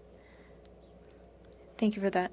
To submit that to the committee, I think you may have already, actually. So we do have it. It's just a matter of it getting translated and distributed to the committee, Mr. Fergus. So I didn't take too much of your time away. You've got about 5.5 minutes right now. Go ahead. Vous êtes très généreux. Merci. You're very generous. Thank you. I was an admirer of Dr. Adam when she was Commissioner of Official Languages. So I will be asking questions to all of the witnesses, but all my questions will be very brief, and hopefully you'll understand that it's just because I want to establish the facts. My first question is for Dr. Adam. Were you a member of the foundation in 2014, 2015, 2016? As an administrator, no. I was a member of the foundation. I was not an active member, not a board member, no. At that time either? Dr. Gibson? Were you a member, same question, were you a member of the? No, I was not at the time. Okay. I was a member, pardon me, by virtue of having been a scholar, but I was not a director You until were not 2020. a director at that time, okay. So Correct. If I could ask then, were you or any of you members of the board of directors during the time that the foundation negotiated and signed an agreement from Mr. Zhang? No. No? No? Okay. See, Dr. Gibson is shaking her head no, so we'll take it as that. Perfect. Okay. So none of you were there when the agreement was actually signed? Just to reconfirm. All right. That's correct. Were you selected as a member of the board before or after Madame Fournier became a president? Dr. Ada? Pour moi, après. For me, it was after. Ms. Redfern? For me, I was selected after she became the president. Thank you, Dr. Gibson. Dr. Redfern? After? Okay. Was she involved in your selection as board members? Je peux juste vous dire pour les. I can just talk about procedures. It's the assembly of members, I think that's what they were called, who chose administrators of the foundation. And the assembly of members had about 20 people that are independent from the board. Some could be on both, but it's a structure similar to a university, one that is responsible for naming members of the board. And so it's not Miss Fournier who chooses or names board members. Did she support the process to develop or to propose the names of potential board members? I did not see that. It was the president of the board, Patrick, who contacted me. So I can't say. Perhaps my colleagues can give you more details. Aware of the level of involvement that Pascal would have had in my being put forward. I found out much later that it was a different member who had put my name forward, so it was not her. But I don't know the level of involvement she would have had. Thank you. Dr. Gibson? Similarly, I think I was chosen in part because I was a scholar, and there was no scholar representation at the director level. So I believe I was chosen as a result of that. I don't know who put my name forward, or if Dr. Fournier was involved at all in supporting that. I was supported by the full board and was an active board member, and very happy to be there. Members of the board when new members were being proposed to sit on the board? New directors? Est-ce que vous êtes les derniers? Were you of the last named to the board? Or have you welcomed new members? I think that new members arrived after me. I arrived in 2020. The names are submitted to the board and recommended by the Assembly of Members. Thank you. In the preparation of these new members, is that part of Dr. Fournier's role? A brief response, please. I can't answer. It's micromanaging a little bit for governance. Thank you, Mr. Fergus. Monsieur Villemure, vous avez... Monsieur Villemure, you have 6 minutes. Thank you to our 3 witnesses. And like my colleagues, I would like to offer my condolences to Miss Gibson. Miss Adam, the foundation has different types of members. The family members, which I think is only Mr. Trudeau and Mr. Salas, Mr. Alexandre Trudeau, and I think there might have been another member, inaudible. There can be 6 government members, and I think there's 1, Mr. Brown. And I would like for us to specify the difference between administrators and members, because it can be a little confusing. There aren't any administrators beyond Mr. Salas, who represents the family. As VP of the board, you were aware of the committees, for example, the Executive Committee, the Committee for naming candidates, as for any board. Audits, financing, investments. Yes. So on those committees, were the same people present, for example, Mr. McNimmon, Mr. Johnson, Mr. Alexandre Trudeau? I think you have the list of members. I never examined that in depth. I think Ms. Redfern was on a finance committee. I was on an executive committee and in committees linked to the mission of the institution. Would you say that the people that I named had a significant influence on the foundation? I would say yes. They are founding members. Some of them are founding members, and they've been there for over 20 years. We have a timesheet here, and that's what we see, the same members who are there. Ms. Redfern, you were at the Finance and Investment Committee, and so you were responsible for investments and recruitment, correct? Were there any investments, foreign investments? I understand that there were, and it's a question that I actually raised over a year ago when I was on that committee. Okay. Were there investments in China?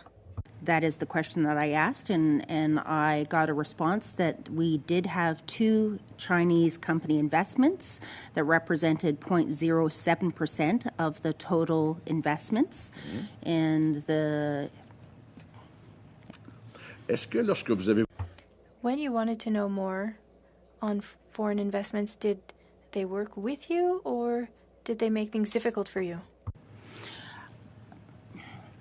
I definitely had some concerns around the possibility of Chinese investments, depending on where those investments were. The additional information that was provided to me is that one was with Tencent and one was Beidou, and I did Google them and saw that there were some concerns around those companies as it relates to the issue regarding privacy. Mm-hmm. The sort of, especially of those of the Chinese people, and I had a fulsome discussion with the members of the committee and the investment firm about how we invest, and was told that we have ECG principles that guide the investments, and that quite a lot of work had been done before my arrival to sort of help direct the firm on how we make investments. La firme qui vous That firm is Willis Tower Robson, correct? You mentioned Tencent and Baidu, 2 Chinese companies that have private subsidiaries and are known for their ties to the Chinese government. So if I summarize, there were investments in Chinese companies, and among them are Tencent and Baidu, correct? D'accord. Now, in the administration of investments, is it a difficult task? Because, sorry, I missed the end of the question in my translation. Did you find that you had a lot of freedom, or were you quite limited in what you could do? There was always an environment where people on the committees or on the board were expected to be able to, freely ask their questions, to fulfill their duty, to get the information. But at the same time, as Dr. Adams said, we do need to be careful about getting to the point of micromanaging and being able to get the information, provide guidance, but not get to the point where the Finance Committee or the Investment Committee is dictating where those specific investments go. I imagine that Mr. Johnson, Trudeau, Salas were pretty hands-on. Beyond the committee, I'm not entirely sure how much more hands-on they were, but I can tell you that they were fully participating in the board meetings and the committee meetings, as were the other members. If Mr. Johnson said that he was aware of nothing, is it reasonable to believe him? With what? He said that he wasn't aware of anything whenever we asked him questions. Just rapid. A quick response, please. I can't speak for him. I imagine you're talking about his testimony. But it would be unlikely that he's aware of nothing. I think that he's very aware of the foundation. He's been there for 20 years. Thank you. Thank you, Mr. Villemure. We have Mr. Green next for 6 minutes. Go ahead, sir. Mr. Chair, I'm happy to allow Mr. Villemure to finish his line of questioning. I found it to be pretty enlightening. Mr. Villemure, do you have any other questions? Monsieur Villemure, avez-vous des... Do you have any other questions? Mr. Green is offering you a bit of his time. Thank you very much to my colleague, Mr. Green. And Miss Adam. Or rather, I'll ask a question to all three. Was there a culture of not having any written proof that everything needs to be done orally? I don't know if I could say that it was a culture, but all of my positions were in public organizations, subject to the access to information legislation. We were very used to that. And as an academic, well, we like things being written. We like documenting our decisions. We like being able to go back and being able to consult them. And so I found that sometimes, and I stated this a couple times to the president, that I would have wanted briefing notes to be documented, to see what the risks are, and the organization or the board was less inclined for that. I would have liked more complete notes that had information on the different risks. It was not part of common practice.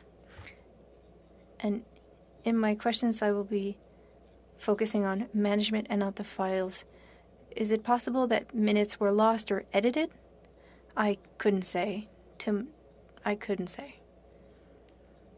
Did the minutes include who was proposing and who was seconding? I believe so. Was governance optimal?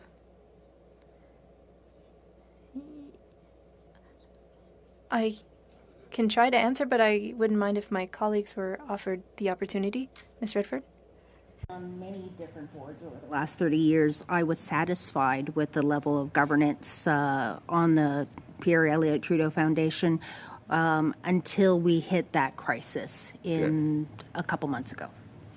Donc, la gouvernance était bien jusqu'à cette crise, qui a d'ailleurs démontré que c'était peut-être pas si bien au fond, parce que... So the governance was good until this crisis, which showed that maybe governance wasn't that great, since that was to be expected to a certain extent. Were there funds from the foundation that were used indirectly by Mr. Trudeau to fund his own projects? Are you aware of anything like that? No, that's not part of your activities. Do you believe that people who needed to recuse themselves were possibly in a conflict of interest? I would invite Ms. Gibson to speak.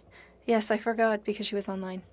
Thank you very much. Yeah, I would just say that during similar to what Madeleine Redfern said, during the governance crisis, there was not a clear path through. There was a very confused and heated meeting that we never received minutes from. The meeting was extremely long. It was a 4-hour meeting. After that meeting, when we had asked the directors who were in a conflict of interest to recuse themselves, we thought we had a clear path through.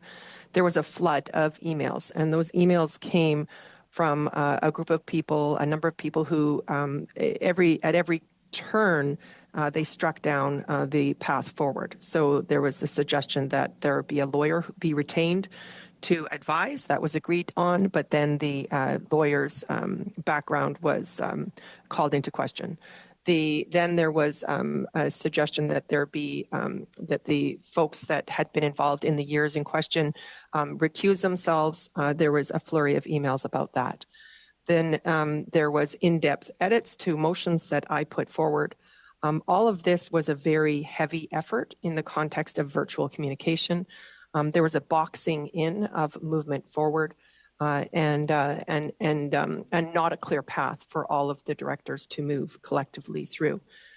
Draft motions asking people to recuse themselves were struck down. We tried to run those motions through a good process, but at each turn, as I said, these motions were struck down. And so at no point in the process did the directors from the years in question register a conflict of interest or move away from the decision-making process. Est-ce que ce genre de situation-là... So that kind of situation, was it like that every time you received a donation, or was that the case only for the Chinese donation? We only became aware of the Chinese donation by virtue of the president bringing it to the attention of the directors. So those that had knowledge of this previously had not brought that to the attention of the directors.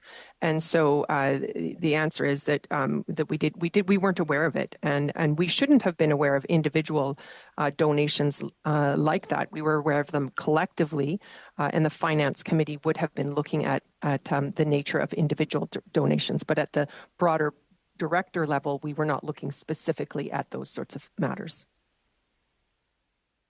Monsieur Trudeau, Mr. Trudeau stated that they didn't ask people to recuse themselves because there was no need to do so.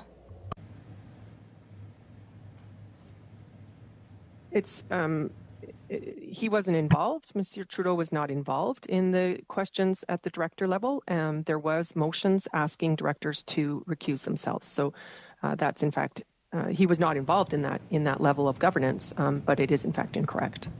Okay, merci, Monsieur Villemure. Thank you, Mr. Villemure. Our first round, we are going to start, we're going to go 5-5, 2.5, 2.5, and then I have a question at the end. Mr. Barrett, go ahead for 5 minutes, please. Thank you, Chair. Dr. Gibson, you moved the motion for recusal, that's correct? Yes, that's correct. Why? I was aware that there was either a conflict of interest or a perception of conflict of interest that I spoke to the president about, the chair of the board, pardon me. And so I suggested that anyone who had been involved as a director or in those committees in those years in question should be recusing themselves in order to allow for independence. We needed to be able to independently review what had occurred and what had happened. We were requesting an independent review at the time. And did they recuse themselves? Sorry? There was no recusal of individuals. There was a flurry and a constant engagement by people who were in a conflict, who were either in a conflict of interest or a perceived conflict of interest. Could you succinctly offer a synopsis of their rationale for their refusal to recuse themselves? There was no reason offered. Have you seen evidence as to who I'm going to direct these questions to everyone on the panel if I can. Have you seen evidence as to who the actual donor of the $140,000 was? We'll start online with you, Doctor.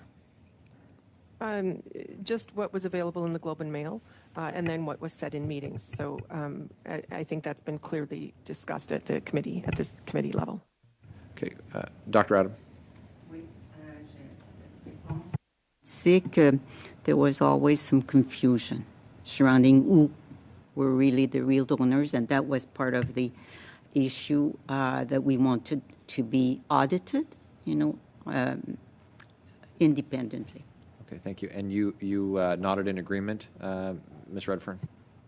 I don't believe that I could determine who the real donor was from the information provided, and that was on the basis that the foundation was having trouble returning the donation. So, who might be able to provide us evidence of that? We've heard in relation to this, Ms. Farah Mohammed's name referenced repeatedly. Do you believe that she would be able to offer further information? Quickly, Ms. Redfern. I didn't have enough information in my possession at any point in time to know who would actually know who the real donor was. Dr. Adam, the same question with respect to Farah Mohammed. Le seul moment où j'ai entendu ce nom. The only time that I heard that name was in a communication from the president, Ms. Pascale Fournier, who mentioned that that member had stated that she knew the identity, but it's hearsay, in fact. Dr. Gibson. I'm not aware if she would have evidence or not. Do you know what her role was, Dr. Gibson?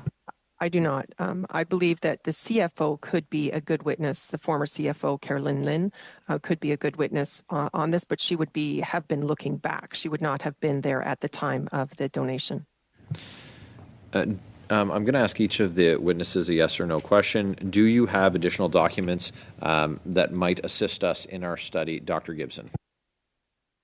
I provided all my documents to Madame Fournier because she had no access to documentation. So I provided everything and so she would have selected amongst that to provide that information forward. Thank you. Dr. Adam, any documents? She indicated no. And Ms. Redfern? No. Okay, thank you. I think I've got less than 45 seconds, Chair. Are there additional witnesses with respect to this issue that this committee needs to hear from? If you don't have time to answer before my time is up, I'd invite you to please provide your response in writing. Ms. Redfern, names of additional witnesses? Dr. Adam. Non, j'ai mentionné que Madame Lynn, probablement. I mentioned that Ms. Lynn would be a useful witness to clarify certain things. 15 seconds left. Dr. Gibson. Agreed. Okay. Thank you very much, Chair. Okay, thank you, Mr. Barron. Just for the benefit of the committee, we did invite Caroline Lynn to the committee. We are in receipt of a letter from her lawyer indicating that she would not like to appear before the committee. We have copies of that letter in both official languages, and I will ask the clerk to distribute them to the members of the committee as well so that you have them. Okay? Ms. Sachs, you have 5 minutes. Go ahead, please. Thank you, Chair, and I'll be sharing my time with my colleague, Ms. Hepner, today. Just first of all, thank you to all the witnesses who are joining us today. And I just want to be clear, and it can be a simple yes or no answer. So none of you who are here today were involved with the negotiations, the signing of the agreements, or accepting the donation from Mr. Benjang between 2014 and 2016, Dr. Gibson? I was not. Ms. Redfern, Dr. Redfern?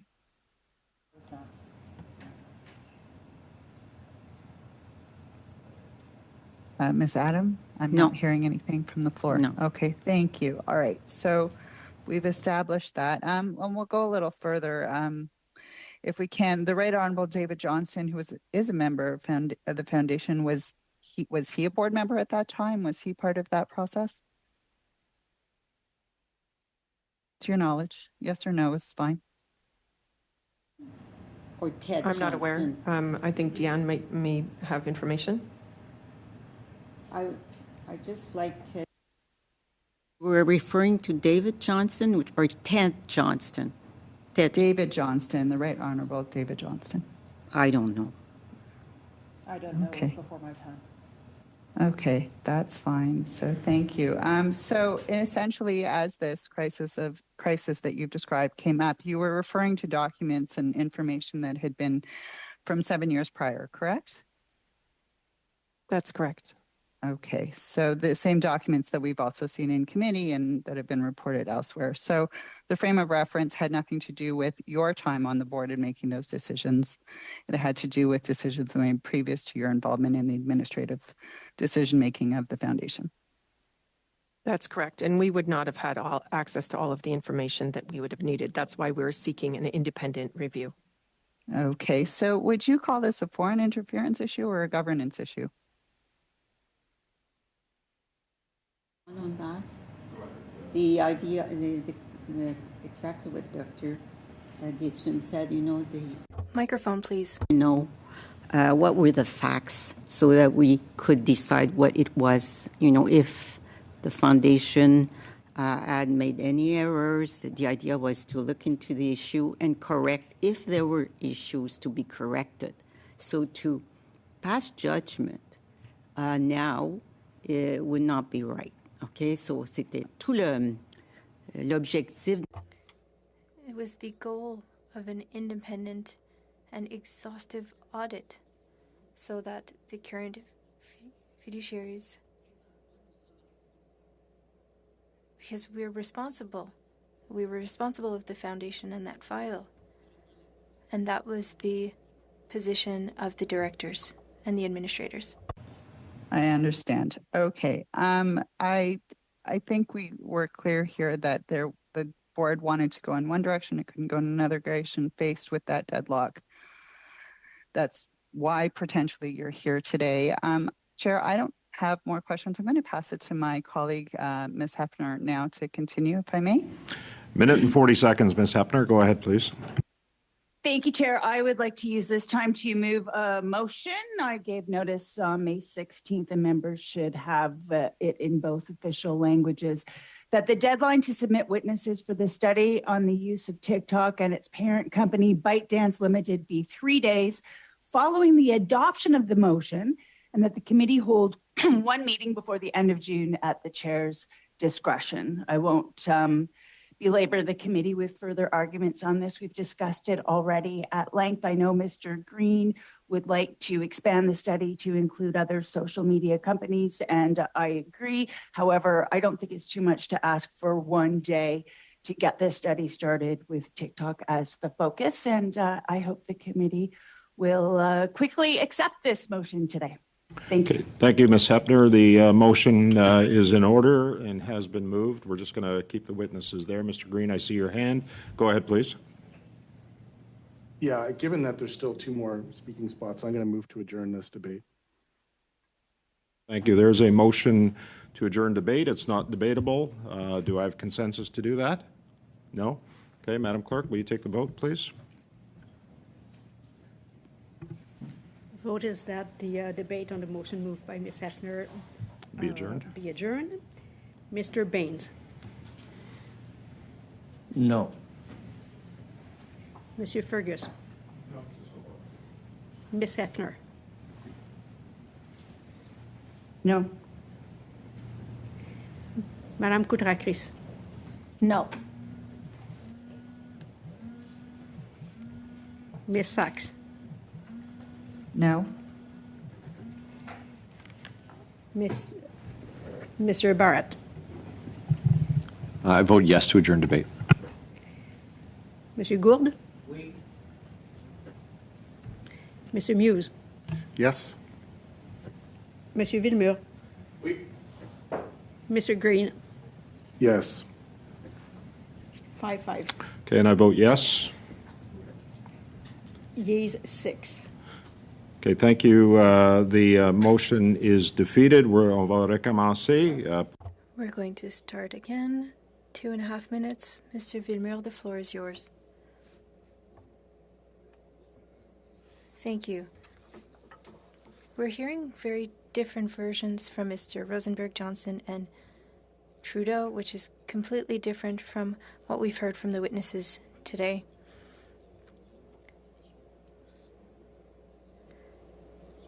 We heard things that seemed hidden from Rosenberg-Johnson and Trudeau.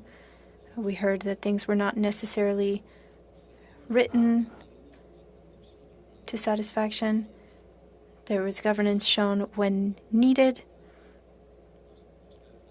Pascale Fournier talked about intimidation that she faced in resolving this conflict. Members did not want to recuse themselves in a conflict of interest or in the perception of a conflict of interest. We heard of fellows who had received an email saying that everything was fine, nothing had happened.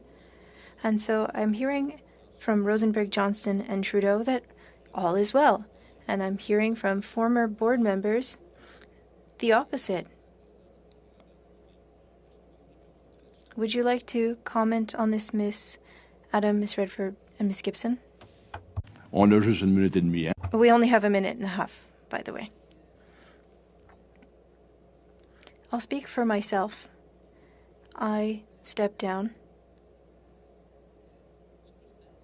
I don't have a reputation of fleeing a sinking ship. If I chose to step down, as I wrote in my letter, it's because I couldn't trust that that file would be handled with transparency and integrity. I chose to resign from the board due to the fact that we were losing our management. And as Ms. Gibson said, is, you know, the value and the need to have an independent portion of the board handle it with an independent investigator to be able to assess the past facts and to figure out a path forward for the organization so that we could deal with this donation and then get back to the important work of the foundation, which is to support the PhD students. Madame Gibson? Quickly, please. Thank you. Similar to what Dyane Adam just said, I also did not feel I could trust the governance any further, the leadership. I didn't feel there was transparency. I didn't feel there was integrity. And I felt that there was attacks on the former president that were not professional or kind. Thank you. Thank you. Merci, Monsieur Villemure. Thank you, Mr. Villemure. Minutes, please. Go ahead. Thank you very much. Dr. Adam, I believe you said that you were concerned that the members who were appointed before 2018 could also be in a conflict of interest. Is that correct? I didn't mention it, but I was contacted by lawyers, perhaps on March 23rd, and the president, DG, was there. Maybe it was before that, but they had concerns because Ted... Opinion of concern? Yeah. And it wasn't necessarily a legal opinion because, and I'm not a lawyer, and I don't want to get stuck on words, but the lawyers called me and told me that there was a potential for a conflict of interest in that file with the president of the board and other members. Minute left, so Okay, in Ms. Fournier's testimony, she stated that there was tension between the board because some board members, Bruce McNiven and Peter Salas, would attempt to make changes to the mandate of the investigation, while other board members wanted an independent process. Were those who were appointed to the board prior to 2018 should recuse themselves. Would you agree with her testimony? Oui. Yes. Okay, Dr. Gibson, in her testimony, Pascal Fournier stated that you circulated the motion. What was the pushback like from the board members in the scope? There was pushback. I mean, as I said earlier, there was a heavy a number of emails that arose every single time I put something forward. So first of all, it was to destroy the reputation of the lawyer that we had selected. Secondly, to advise those to suggest that everybody that was in potential conflict of interest could stay until such a time as we had an agreement. And then there was in-depth destruction of the motions. Last question. In your opinion, did at any point in time the notion of foreign interference come up, or the perception of a foreign interference come up? We weren't discussing that. We were discussing having an independent audit, and that's what we were focused on. So we were not discussing foreign interference. Okay. Thank you very much. Thank you, Mr. Green. I have a quick question for all three of you with a very quick response, if you don't mind. Madame Fournier appeared before this committee. I found her testimony compelling and credible. There were some witnesses that came afterwards that were less than favorable in their review of Ms. Fournier's performance as the executive director of the Trudeau Foundation. Quickly, on va commencer avec vous, Dr. Adam. We'll start with you, Dr. Adam. Describe Madame Fournier's performance as the executive director of the Trudeau Foundation in about 30 seconds or less. Remarquable et exceptionnel. Remarkable and exceptional. Ms. Redfern? I was always very impressed by her, and I saw no evidence of foreign interference in any of the work that we did. Dr. Gibson? I was always impressed with Dr. Fournier. She led the foundation very well. She had a very collegial relationship with all of the directors, and was led the foundation into a completely different approach. She diversified who was accountable on the director at the level of directors. She diversified strategically and carefully, ensured that there was access for people who were from all ethnicities. She ensured that there was strong Indigenous engagement, and she broke down barriers to make sure that that diversity was in play. She was professional at all times. And Dr. Gibson, one more question to you. Would you? I assumed you watched her testimony. Would you describe her version? Would you describe her version of the events as credible? I found her testimony to be credible, and it aligned with my experience. Thank you, Dr. Gibson. Thank you to all our witnesses for being here today. Thank you to our technicians, our analysts, our clerk. I am going to conclude this meeting. To our witnesses, on behalf of the committee and on behalf of of Canadians, I want to thank you for being here. And again, Dr. Gibson, our sincere condolences. Thank you. Meeting's adjourned.